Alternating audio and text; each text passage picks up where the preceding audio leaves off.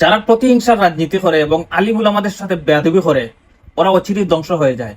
যদি বিশ্বাস না হয় একটু অতীত গাটিয়ে দেখো গা, বহুত টাকলা বাকলা যারা আলিমদের সাথে বেয়াদবি করছিল, ওদের আজ অস্তিত্ব নাই।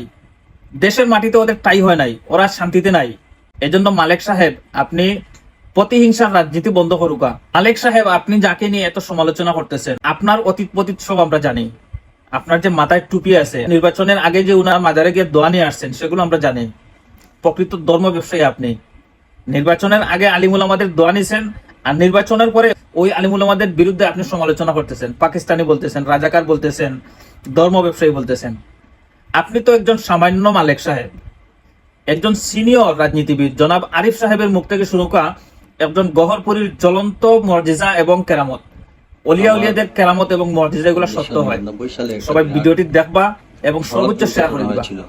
এদেশের চিকিৎসকরা বলছিলেন আমি বাঁচবো না, আর আল্লাহর ওলি হযরত মাওলানা নুরুদ্দিন গহরপুরী রহমতুল্লাহ আলাইহি তাৎক্ষণিকভাবে গিয়ে বলছিলেন, ইনশাআল্লাহ আমি তো দেখতেছি আমার আল্লাহ ওনাকে হায়াতে তৈবা দান করেছেন। কিন্তু ডাক্তাররা ওনাকে বলল যে এই মোল্লাদের মোল্লাগিরি যন্ত্রণায় পারা গেল না। আমরা ৩৩ জন প্রফেসর বলতেছি উনি এই যেতদিন আছে বিছানায় থাকবেন, উনি আর সার্ভাইভ করতে পারবেন, বাঁচবেন না। এক কথায় ওরা এই কথা বললেন। তখন হুজুর বলছিলেন যে এই হায়াত মৌতের মালিককে আল্লাহ। আপনারা আল্লাহ তাআলা আপনাদেরকে মেধা দিয়েছেন, আপনারা চিকিৎসা করেন। আমার আল্লাহ আপনাদেরকে সঠিক পথ দেখাবেন, ইনশাআল্লাহ আপনাদের চিকিৎসার মাধ্যমে উনি সুস্থ হবেন। বাট আমার এই হাত ভেঙে 9 টুকরা হয়েছিল, ঘাড় ভেঙে গিয়েছিল, চোখ বেরিয়ে আসছিল।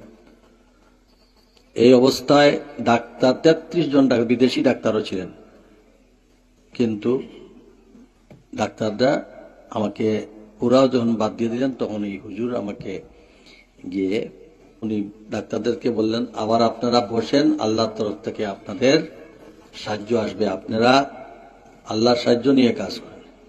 তারা বললেন আমাকে অস্ত্রোপচার করা যাবে না, অস্ত্রোপচার করলেই আমি মারা যাব।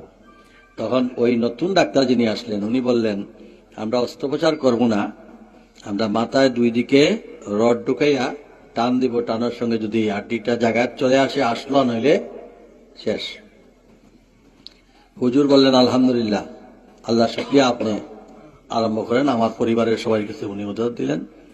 তখন এখনো বাংলাদেশে জীবিত আছেন প্রফেসর আর কোয়েরি, তিনি বললেন, হুজুর এই হাত ভেঙে 9 টুকরা হয়েছে, আপনি বললেন অস্ত্রোপচার লাগবে না।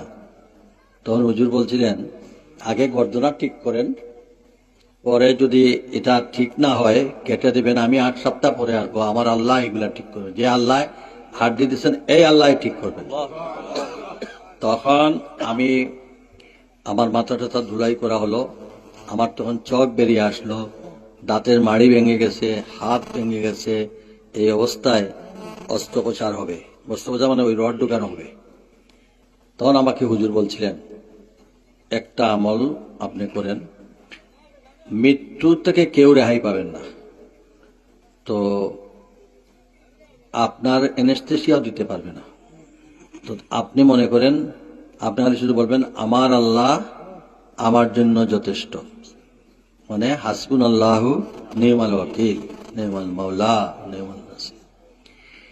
এরপরে আমাকে বলছিলেন অভ্যাস করেন, নাক দিয়ে আল্লাহ, শ্বাস দিয়ে হু, নাক দিয়ে আল্লাহ, শ্বাস দিয়ে হু। এই জিকিরের মধ্যে যখন থাকবেন, তসবিহ দেখাইয়া পড়া লাগে না, 24 ঘন্টা আল্লাহর জিকিরের মধ্যে থাকবেন। আপনি কখন মৃত্যু হবে আপনি জানেন না।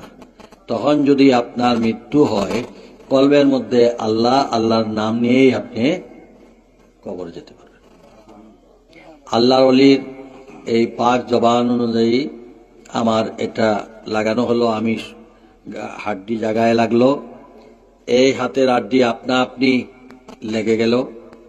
এরপর ডাক্তার সাহেব এমনি শুধু প্লাস্টার করে দিলেন, জায়গা হয়ে গেল। উনি বলছিলেন ওর দ্বারা কিছু কাজ বাকি আছে, তারপরে আমি কমিশনার হইলাম, মেয়র হইলাম, এরপরে 2বার মেয়র হইলাম, তারপরে কত আসিনার আমলো কতবার জেলে গেলাম, জেলে পারিলাম, হার্ট অ্যাটাক হইল, সব কিছুর পরে এখন আমি আল্লাহ তালা আবার চাইয়া শুনো, হ্যাঁ এমপিরা।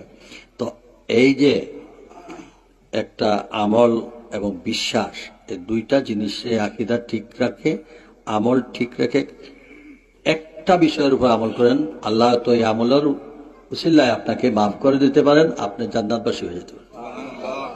আর আমরা যারা রাজনীতি করি, মেয়র, এমপি, চেয়ারম্যান ইত্যাদিতে যদি সেবার নিয়তে কাজ করি আর যদি টুটাফাটা এইসব আমল দিয়ে বেহেশতে যাওয়ার কোনো লক্ষণ নাই।